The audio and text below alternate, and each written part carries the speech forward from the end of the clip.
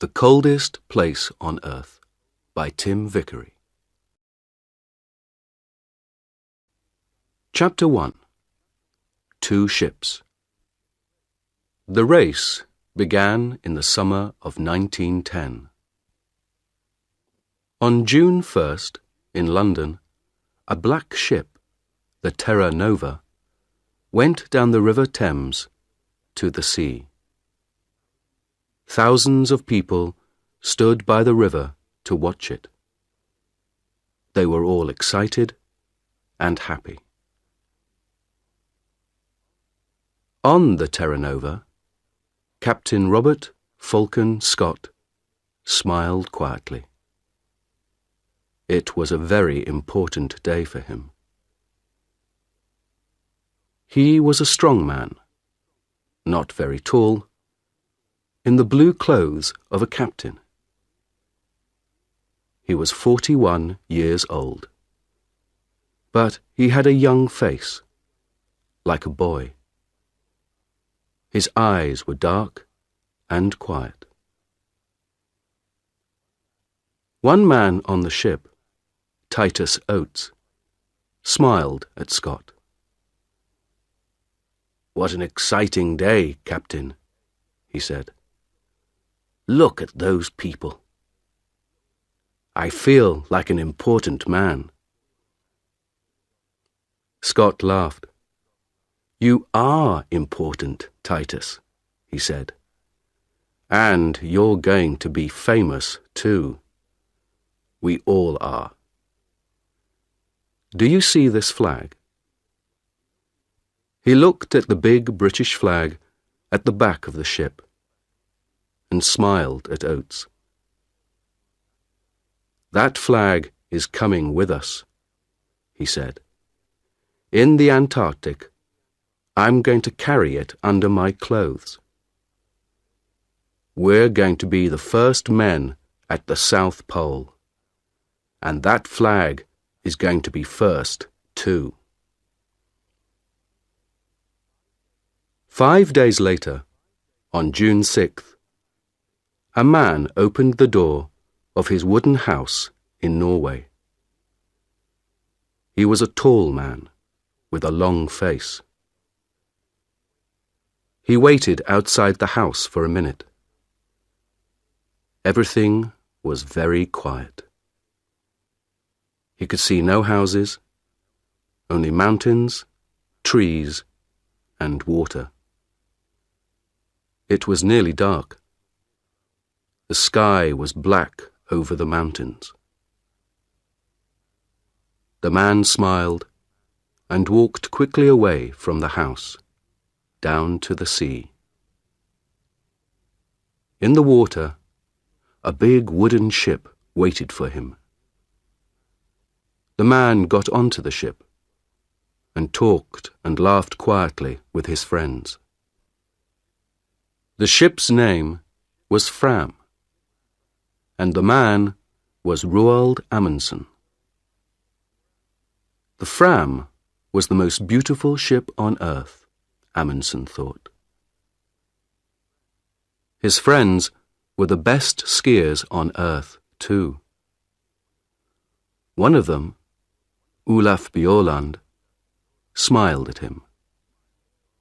"North Pole, here we come, Captain," he said. "Yes," Amundsen said. His friends could not see his face in the dark. "Fram is going to the Arctic."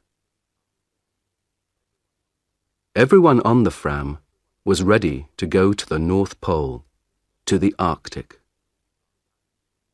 Amundsen wanted to go there too. But first, he wanted to go south. His friends didn't know that. At midnight, on June 6th, the Fram moved quietly away from Amundsen's house, out to sea.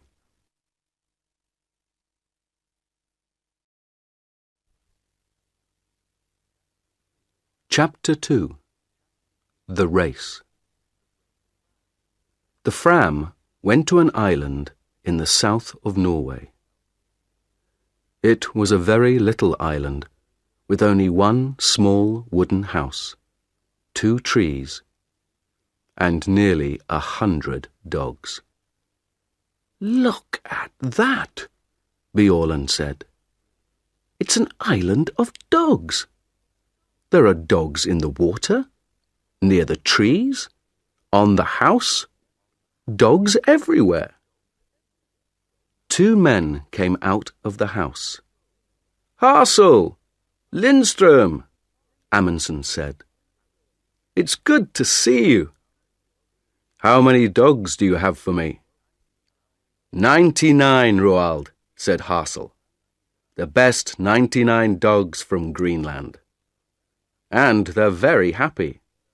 They don't work, they just eat and play all day. They're having a wonderful summer here." "Good, good," Amundsen laughed. "But that's finished now." "Hey, Bjaaland, stop laughing. Come down here and help me. Let's get all these dogs onto the ship." It was not easy. The dogs were fat and strong, and they didn't want to go on the ship.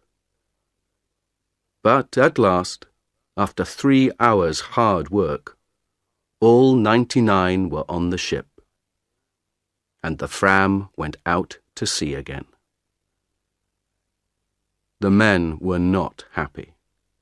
The weather was bad, the dogs were dirty, and some of the men were ill. They began to ask questions. "Why are we bringing dogs with us?" asked one man, Johansson.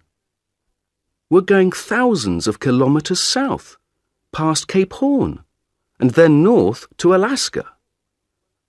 Why not wait and get dogs in Alaska?"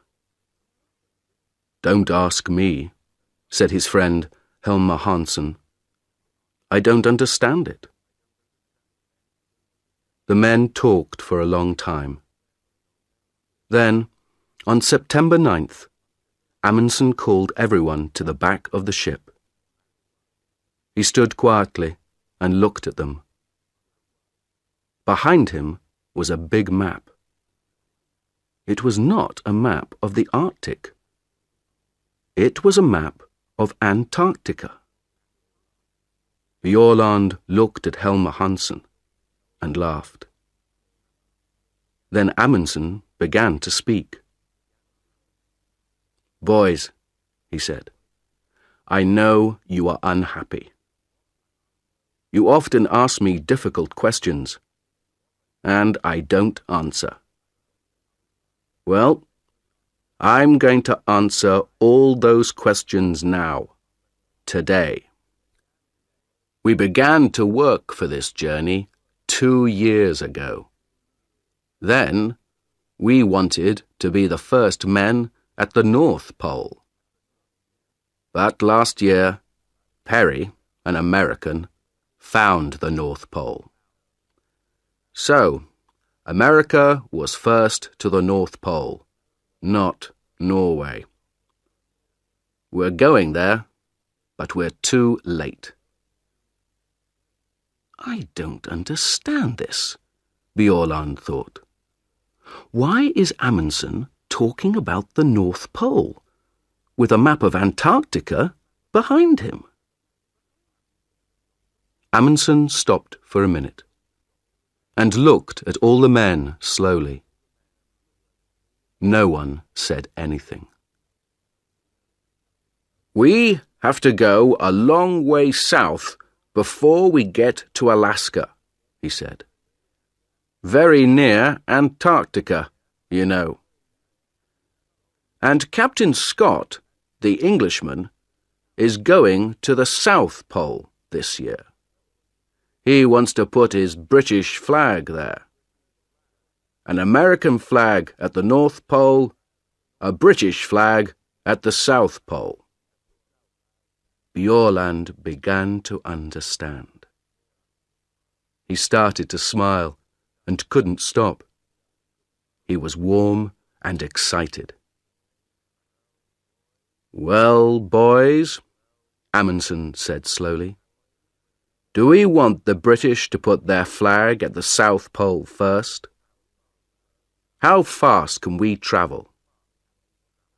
We have a lot of dogs, and some of the most wonderful skiers on earth. Bjorland here is the best in Norway. So, I have an idea, boys. Let's go to the South Pole and put the Norwegian flag there before the British. What do you say?" For a minute or two, it was very quiet. Amundsen waited, and the men watched him and thought. Then Bjorland laughed. "Yes," he said, "why not? It's a ski race, isn't it? And the English can't ski. It's a wonderful idea. Of course. Let's go."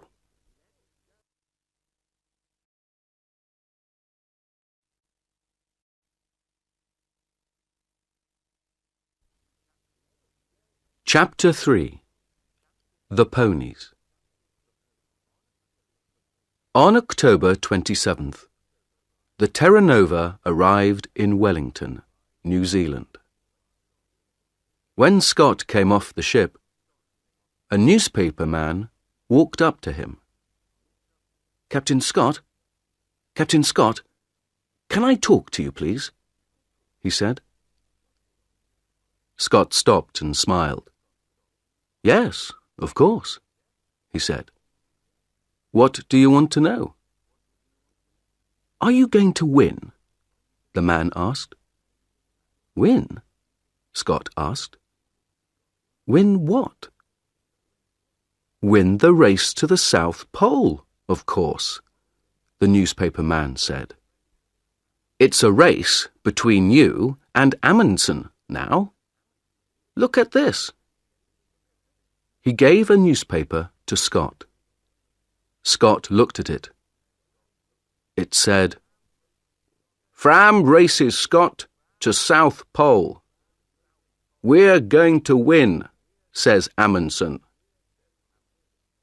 Scott's face went white. "Give me that," he said. He took the newspaper and read it carefully. The newspaper man watched him and waited. "Well, Captain Scott," he said at last, "who's going to win this race? Tell me that." Scott looked at him angrily. "This is stupid," he said. "It's not a race. I came here to learn about the Antarctic. I'm not interested in Amundsen or in races." Then he walked back onto his ship, with the newspaper in his hand. Later that day, he talked to his men. He gave them the newspaper and laughed. "It doesn't matter," he said. "We're in front of Amundsen. And we have more men and more money. He has only 8 men and a lot of dogs. I know about dogs. They don't work in the Antarctic. We have 16 men and the new motor sledges. They are much better. And tomorrow the ponies are coming. We need ponies, motor sledges, and good, strong British men. That's all. Forget about Amundsen. He's not important." Scott asked Oates to look after the ponies, but he did not let Oates buy them. When Oates first saw the ponies in New Zealand, he was very unhappy. Most of the ponies were old, and some of them were ill. "They're beautiful ponies, Titus," Scott said. "They come from China. They're wonderful ponies." Oates looked at them angrily and said nothing. Then he asked, "Where is their food, Captain?" "Here." Scott opened a door. Oates looked inside. He thought for a minute. "We need more food than this, Captain Scott. These ponies are going to work in the coldest place on earth. They need a lot of food. More than this." Scott smiled quietly. "We can't take more food on this ship, Titus. Where can we put it?" "But it doesn't matter, old boy. They're very strong ponies, you know. The best ponies on earth." Later that night, Oates wrote a letter to his mother. "There are 19 ponies on the Terra Nova now," he wrote. "All the ponies are in a small room at the front of the ship. We eat our food in the room under the ponies, so our table is often wet and dirty. Scott makes a lot of mistakes, I think. And Antarctica is a very dangerous place."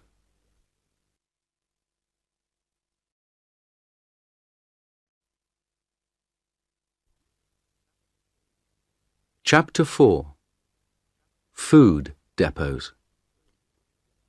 The two ships, Terra Nova and Fram, arrived in Antarctica in January 1911, at the end of summer. The Englishmen and the Norwegians wanted to stay on the ice all winter. They wanted to be ready to go to the South Pole at the beginning of the next Antarctic summer. The dogs pulled the Norwegians' sledges. They ran quickly over the snow and pulled the big sledges from the ship onto the ice. The men ran beside them on skis. They put a big wooden house on the ice. The house was full of food and skis and sledges. They called it Framheim. Outside the house, the dogs lived in holes under the snow. When the house was ready, the men made their first journey south. Before the winter, they wanted to take a lot of food south and leave it in depots. For the long journey to the pole, they needed a lot of food, and they couldn't carry it all with them. On February 10th, 5 men, 3 sledges, 18 dogs, and half a ton of food left Framheim and went south. It was easy. The weather was warm for the Antarctic, between -7 degrees centigrade and -17 degrees centigrade. The snow was good, and the dogs and skis went fast. They went 50 or 60 kilometers every day. After 4 days, they reached 80 degrees south and made the first depot. Amundsen made his depot very carefully. It was very important to find it again next summer.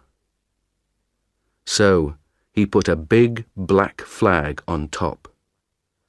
Then he put 10 flags to the east of the depot, each flag half a kilometre from the next, and 10 flags to the west. So, there were flags for 5 kilometres to the left of the depot and 5 kilometres to the right. Then they went back to Framheim and took some more food south, this time to 82 degrees south. This time it was harder. The temperature was sometimes minus 40 degrees centigrade, and there were strong winds with a lot of snow. The dogs and men were very tired, and the tents and boots were bad. At the second depot, they put out 60 flags to help them find it again. They came back to Framheim on March 23rd. It was nearly winter in the Antarctic. Their ship, Fram, was far away now, near South America. They were alone on the ice. Oates went with Scott to make the first British depot. They left Cape Evans on January 25th. There were 13 men, 8 ponies, and 26 dogs. The dogs were faster than the ponies. They ran quickly over the top of the snow, but the ponies' feet went through it. Every morning, the ponies started first, and the dogs started 2 hours later, because they ran faster.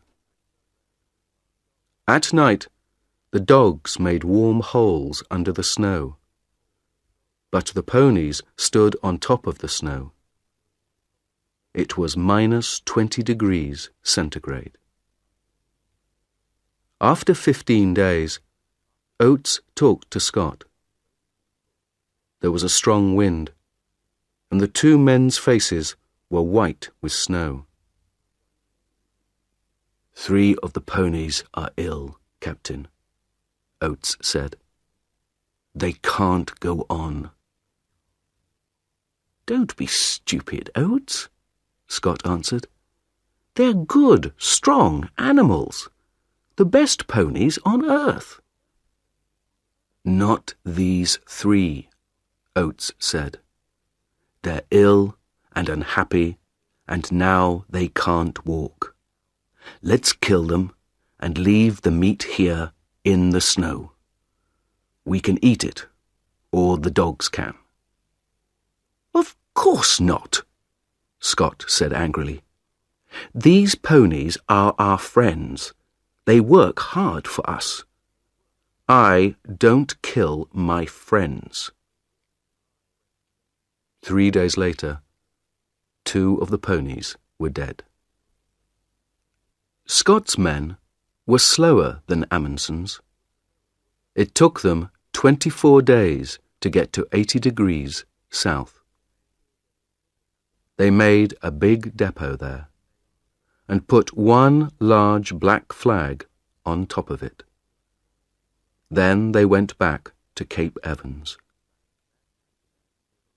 Their camp was on an island in the ice, and the sea ice moved sometimes. There were holes in the ice and black seawater under it. One day, 7 ponies went through the ice into the sea and died. 1 motor sledge also went into the sea.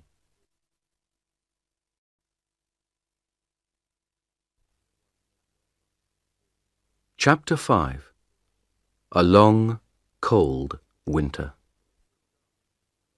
It was dark for 4 months. Outside the wooden house at Framheim, it was often minus 60 degrees centigrade. The dogs lived in warm holes under the snow. The men stayed in the house and worked in their rooms under the snow. The skis and sledges came from the best shops in Norway, but Bjørland wasn't happy with them. He changed a lot of things on the skis and sledges. Soon, the sledges were stronger than before. The skis were better and faster too. All the Norwegians worked hard. They looked after their dogs and worked on their equipment, the sledges, skis, tents. Every day they thought about their journey to the pole and talked about it.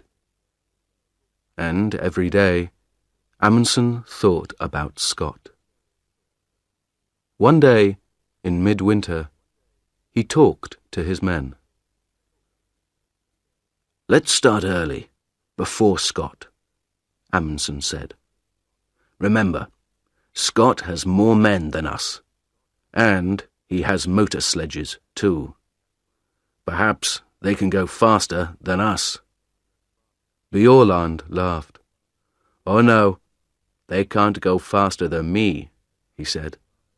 "On snow, nothing can go faster than a good man on skis." "We don't know," Amundsen said. "You're the best skier in Norway, but you get tired, and dogs get tired too. Motor sledges don't get tired. They can go all day and all night." Johansen laughed angrily. "That's stupid," he said. "Perhaps the motor sledges can go all night, but the Englishmen can't." "The English can't win, Roald. They don't understand snow, but we do. And they're too slow." "Perhaps," Amundsen said, "but I want to win this race. So we're going to start early. Do you understand?" It was quiet and warm inside Framheim. Bjørland looked at Amundsen and thought about the long, cold journey in front of him. He thought about the dogs in their holes under the snow and listened to the wind over the house. "When, Roald?" he said quietly. "On August 24th. The sun comes back on that day. We start then." "But we can't," Johansen said. He looked angry and unhappy. "That's too early. We can't start then. It's dangerous and stupid." Amundsen looked at Johansen coldly. "You're wrong, Johansen," he said. "We want to win, remember? So we start on August 24th. Bjørland listened to the winter wind outside. In Scott's camp at Cape Evans, no one talked about Amundsen, and no one worked hard. They had good food, and they played football on the snow. They wrote a newspaper, the South Polar Times, and read books. No one learnt to ski, no one worked on the motor sledges. Twice, men went for long journeys across the snow. They walked and pulled the sledges themselves. Oates stayed at Cape Evans and looked after his ponies. Over the window in Cape Evans, Scott put a map of Antarctica. With a pen, he made a line from Cape Evans to the South Pole, and he put a little British flag at the pole. Under the map, Scott wrote the day for the start of their journey. "We start on November 3rd, he wrote.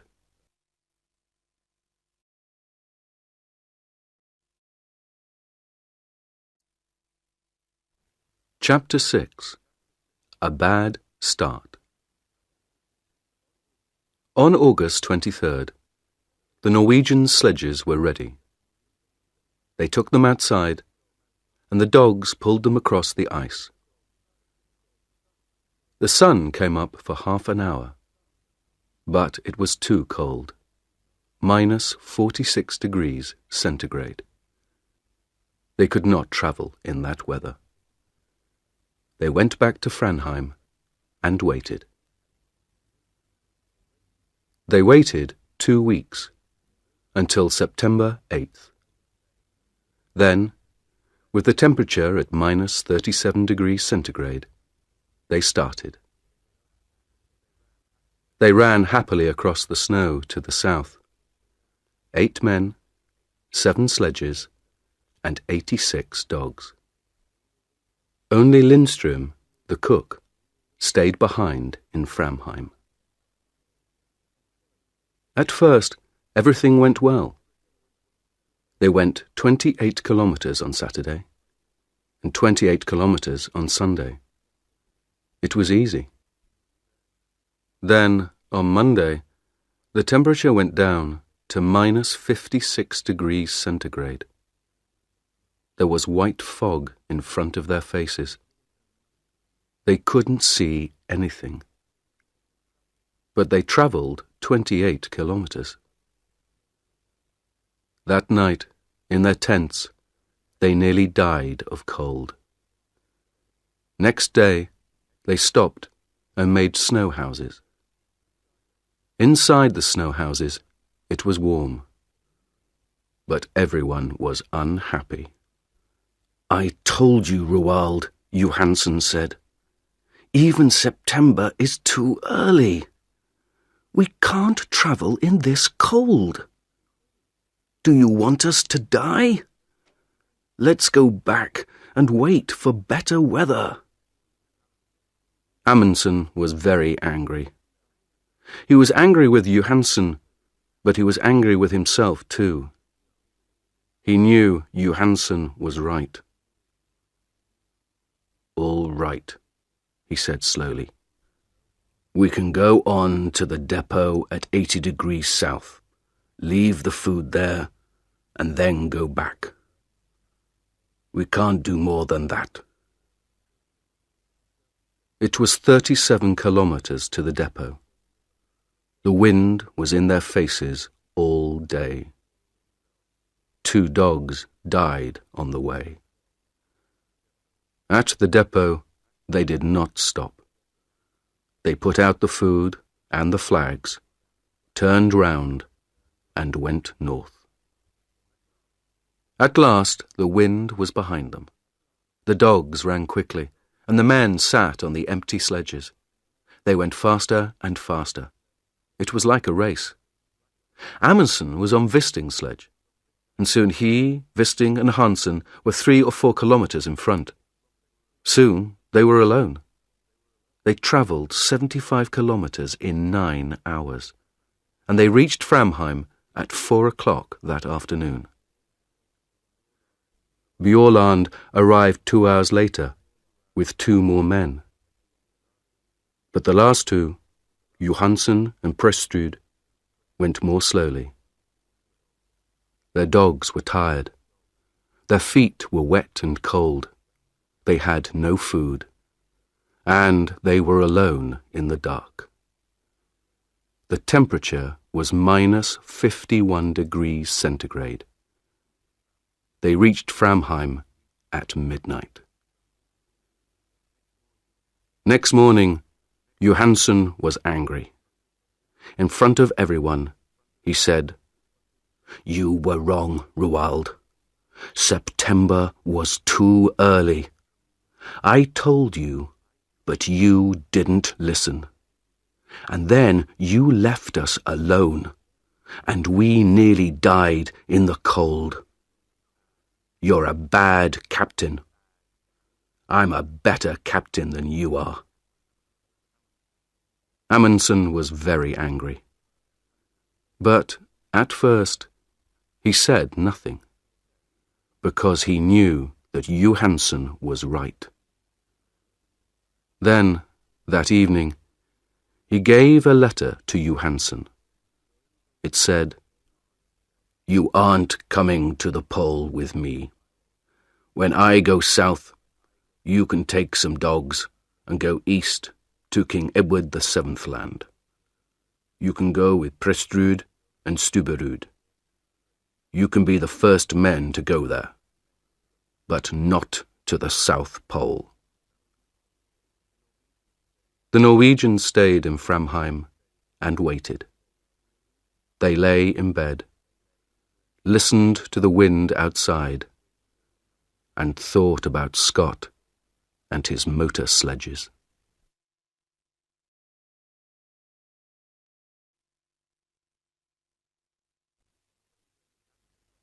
Chapter 7. Motor Sledges and Mountains. Scott had 2 motor sledges now. They were the first motor sledges in the Antarctic, the first on Earth. On October 24th, the motor sledges started south from Cape Evans. 4 men went with them, but Scott stayed at Cape Evans for another week. Oates was unhappy. He wrote to his mother, "We had a very bad winter here. I don't like Scott. We were here all winter, but he didn't learn to ski or to drive dogs. Our equipment is bad, and he doesn't think about other people. I'm going to sleep in his tent on the journey, but I don't want to." On November 1st, Scott and Oates and 6 more men left Cape Evans with 8 sledges and 8 ponies. The ponies walked slowly because their feet went down into the snow. It was hard work for them, and they got tired very quickly. They travelled 13 or 14 kilometres in a day. Behind the ponies came Mears with 1 sledge and some dogs. Mears knew how to drive dogs. Every day, Mears started 2 hours after the ponies and arrived 2 hours before them. After 5 days, they found the motor sledges. The Norwegians began again on October 20th. There were 5 men this time: Amundsen, Bjaaland, Wisting, Harsel, and Hansen. They had 4 sledges and 48 dogs. There was a lot of wind and fog. On the first day, Wisting's sledge suddenly stopped, and the back went down. "Come on, you dogs," he said angrily. "Pull, pull." At first, nothing happened. Then, slowly, the sledge moved again. Wisting looked down over the side of the sledge. Under the snow, there was a 50-metre hole. "Did you see that?" Amundsen said. "The ice wants to eat us. Men, dogs, sledges, everything." On the 4th day, they reached the depot at 80 degrees south. There was a bad snowstorm, but they found the flags easily. Next day, the men stayed in their tents, and the dogs played in their holes under the snow. They were all happy. They had a lot of food, they had good equipment, and they were warm. They could travel fast. Next morning, the snowstorm stopped, and the journey began again. Today, everything is wonderful, Bjaaland wrote in his diary. But where is Scott? In front of us or behind? There was no one with the motor sledges. They were broken. Scott looked at them angrily. "It doesn't matter," he said. "Teddy Evans and his men are in front of us. They're good men. They're pulling their sledges themselves. We can get to the pole on foot." Oates looked at Mears. Oates and the ponies were tired, but Mears and his dogs were not. The snow was home for them. That night, Oates wrote, 3 motor sledges at £1,000 each. 19 ponies at £5 each. 32 dogs at £1.50 each. Well, it's not my money, it's Scott's. On November 21st, one of the ponies died. On November 11th, the Norwegians saw the mountains. The mountains were very high, some of the highest on earth. Bjaaland smiled. "There is good skiing up there, Roald," he said. "But can dogs get up there too?" "Of course they can," Amundsen said. "Come on." They left Hansen with the dogs and skied a little way up the mountains. It was difficult, but the mountains were big and beautiful. Behind the mountains, Amundsen thought there was a high plateau of ice. "That's it," Amundsen said. "That's the road to the pole. Tomorrow we can bring the dogs and sledges up here. But now, let's have a ski race. Who can get back to camp first?" They laughed and skied happily down the white snow. "This is like home," Bjaaland thought. "But it's bigger than Norway, and better." In the next 4 days, the dogs pulled the sledges 81 kilometres and went up 3,000 metres. At last, Amundsen and Bjaaland stood on the plateau behind the mountains. They were tired, happy men. Bjaaland looked back at the mountains. "Can a motor sledge get up here?" he asked. Amundsen smiled. "No," he said. "I don't think so. And Scott doesn't like dogs. So his men are going to pull their sledges up these mountains themselves. Would you like to do that, Olaf?" Bjaaland didn't answer. He smiled and skied happily away across the snow.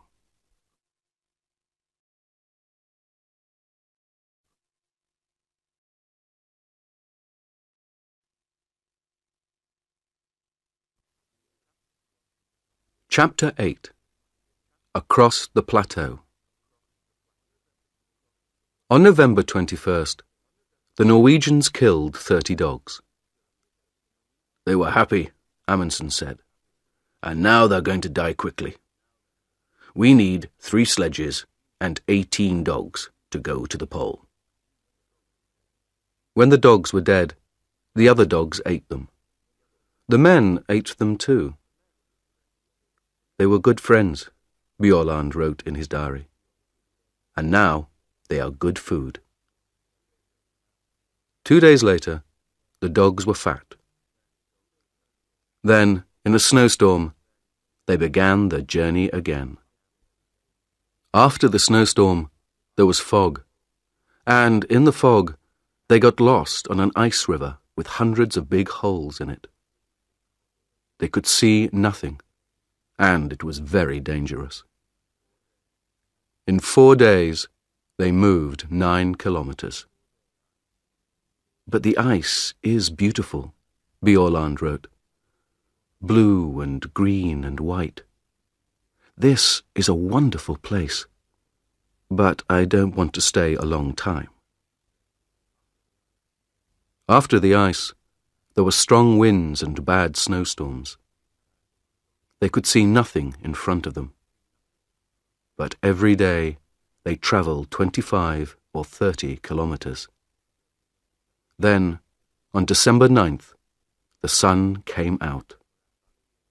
They were at 88 degrees, 23 minutes south, 175 kilometres from the pole. 5 more long days, Bjaaland wrote. That's all now. But where is Scott? For 4 days, Scott's men stayed in their tents near the mountains.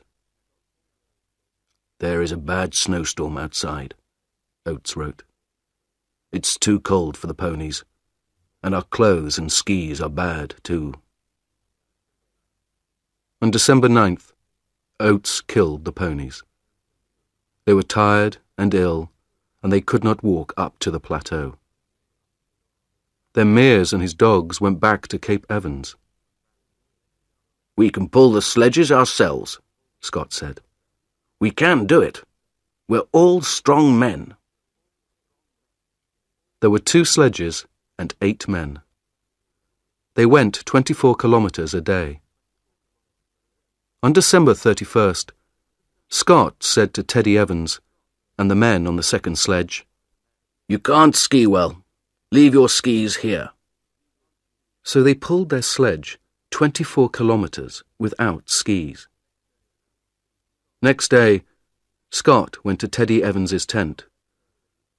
You're ill, Teddy, he said. You can't come to the pole. Take 2 men and go back. Tomorrow. Teddy Evans was very unhappy. 2 men, Captain, he said. Why not 3? Because Bowers is going to come with me, Scott said. He's strong. We need him. But you have food on your sledge for 4 men, not 5, Evans said. And Bowers has no skis. I'm the captain, Teddy, Scott said. You do what I say. Take 2 men and leave Bowers with me. Oates wrote to his mother. I'm going to the pole with Scott. I am pleased and I feel strong. But in his diary he wrote, My feet are very bad. They are always wet now, and they don't look good. On January 4th, Scott's men left Teddy Evans and went on. Scott, Oates, Wilson and Edgar Evans had skis, but Bowers did not. They were 270 kilometres from the pole. December 14th, 1911, was a warm, sunny day. 5 Norwegians skied over the beautiful white snow. It was very quiet. No one spoke. They were excited and happy. 6 more kilometres, Bjaaland thought. Is there a British flag? I can't see a flag, but... Look, Hassel said. What's that over there? Bjaaland left his sledge and skied quickly away over the snow.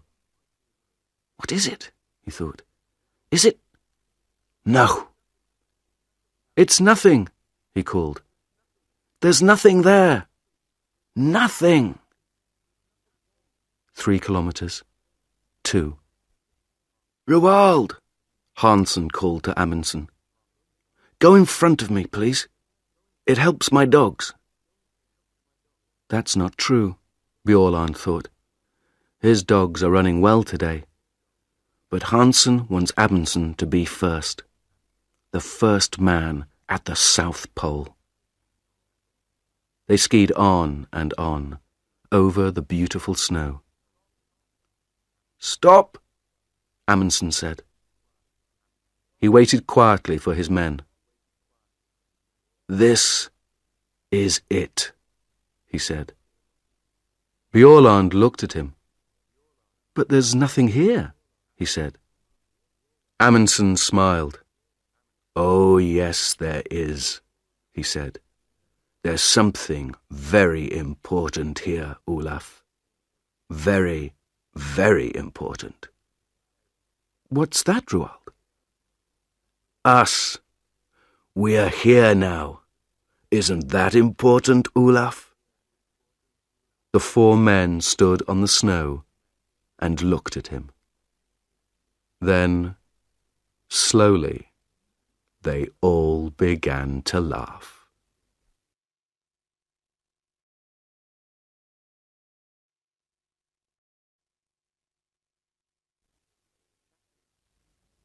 Chapter 9. The End of the Race. The Norwegians stayed 2 days at the pole. They left a tent there, with a Norwegian flag on it. Inside the tent, they left some food, a letter for the King of Norway, and a letter for Scott. They left some more black flags near the pole, and one 28 kilometers north. Then they skied away, back to the north. "It's a beautiful day," Bjaaland wrote. "The sun is warm, the snow is good. But the dogs run too quickly. I can't get in front of them." They found their depots easily. There were 10 between the pole and Framheim. Each depot had a lot of food. They laughed and skied quickly down the mountains. Often they skied 50 kilometers a day. On Friday, January 26th, 1912, they came back to Framheim. It was 4 o'clock in the morning. Inside the wooden house, Lindström, the cook, was asleep. Amundsen walked quietly to his bed. "Good morning, Lindström," he said. "Is our coffee ready?" The black flags waited at the pole. "What's that, Captain?" Bowers said. "Over there." "Where?" Scott asked. "What? Oh, my God." They all saw the small black flag in the snow, 2 kilometers in front of them. Slowly, they pulled their sledge to it. Next day, January 17th, 1912, they found the tent and the Norwegian flag. Near it, Scott took the British flag from under his clothes and put it up. In his diary, Scott wrote, "This is a very bad day. We are all tired and have cold feet and hands. It is minus 30 degrees centigrade, and there is a snowstorm. Great God, this is an awful place." They turned north. 5 tired, unhappy men in the coldest, emptiest place on earth. On March 13th, 1912, Scott's wife, Kathleen, looked at her morning newspaper. "Norway's flag at South Pole," it said. She looked at it for a long time, and then began to cry. "What's the matter?" her friend asked. "My poor, poor husband," Mrs. Scott said. "What's happened to him? Where is he now?" Scott's men were always hungry. There were not many depots, and they were difficult to find. "We need to find the next depot today," Oates wrote. But how can we find one black flag in all this snow? It's very difficult. And there is food for 4 men, not 5.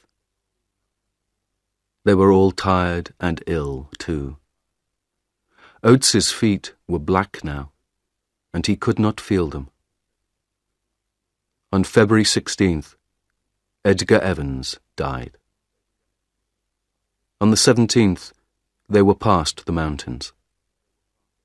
At the depot there, they ate one of the dead ponies. Then they went on. 10, 11, 12 kilometers a day. They were ill because their clothes were not warm, and they didn't have much food. The temperature was sometimes minus 40 degrees centigrade. On March 7th, Scott looked at Oates's feet. They were big and black. "I can't pull the sledge now," Oates said. "It's very difficult to walk. Am I going to lose these feet, Captain?" Scott looked at Oates's feet and said nothing. On March 9th, they found another depot, but there was not much food. Slowly, they walked on. Oates's feet were worse every day. March 17th was Oates's birthday. He was 32. He lay in the tent and listened to the wind outside. He was very cold, very hungry, and very, very tired. He wrote a letter to his mother and gave it to Wilson. Then he got up and opened the door of the tent. He stopped in the door for a minute. Scott, Wilson, and Bowers looked at him. They didn't speak. "I'm going outside for a minute," Oates said.